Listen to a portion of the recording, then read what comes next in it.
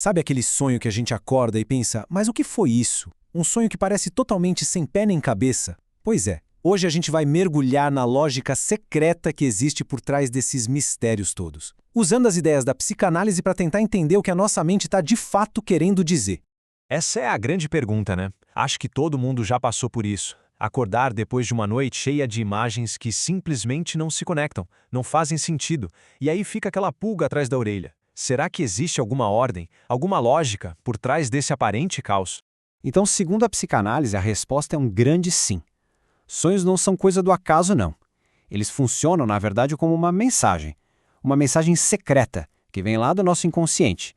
E ela vem toda codificada para conseguir passar por uma espécie de sensor que a gente tem na mente. Ok, então como a gente decifra esse código? Para entender essa linguagem secreta dos sonhos, vamos olhar para dois mecanismos principais. O primeiro deles a gente pode pensar como um processo de troca, sabe? Onde o sentido de algo é transferido, é passado para frente. O nome técnico desse primeiro mecanismo é deslocamento.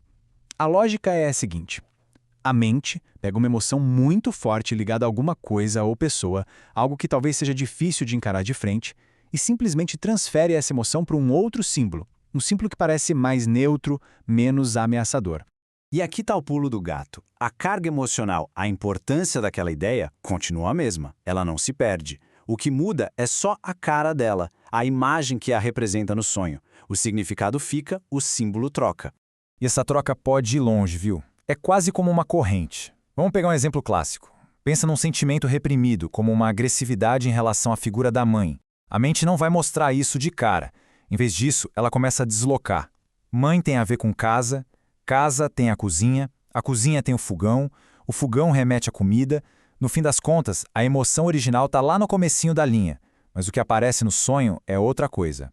E essa frase, que vem da nossa fonte, resume isso de um jeito perfeito. O significado, que é a emoção, o sentimento, é o fio condutor que une todos esses elos. O que muda é a aparência de cada elo, o símbolo, o que a gente chama de significante. Muito bem, agora vamos para o segundo mecanismo principal, que trabalha de uma forma, bem, diferente. Se o primeiro era sobre trocar símbolos, esse aqui é sobre fundir ideias. O nome dele é condensação. E aqui a lógica se inverte totalmente. Em vez de uma única ideia se espalhar por vários símbolos, a mente faz o contrário. Ela pega várias ideias diferentes, várias emoções, várias memórias e condensa tudo numa única imagem, num único símbolo poderoso dentro do sonho. A palavra-chave aqui é economia. É como se a mente quisesse otimizar o espaço, sabe? Ela pega diversas correntes de pensamento e concentra todas elas num ponto só. É um processo de fusão para ter máxima eficiência. E olha só como a condensação pode criar umas conexões que parecem bizarras. Veja este exemplo. Começa com o conceito mãe. Mãe leva a casa. Só que a mente não para por aí. Ela segue a essência do conceito. Casa é uma estrutura de construção que leva a prédio, que por sua vez leva a arquitetura, e de repente no sonho aparece o Oscar Niemeyer. A emoção ligada à mãe e a ideia de um arquiteto famoso se fundiram.